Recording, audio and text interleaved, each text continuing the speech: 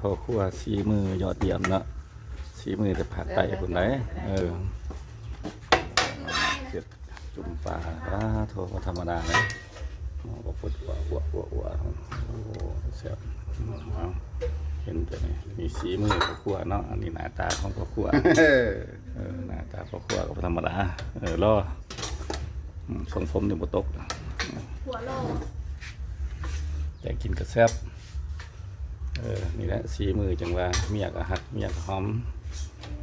ย้อนแต่งกินแสบเผ็ดยังเป็นบัด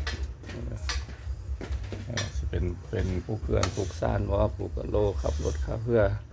แปลงปิ่นตอกปิ่นเตอร์อย่างต่างๆคอมปิ่นตอกปิ่นเตอร์เรียบร้อยสีมือเยี่ยม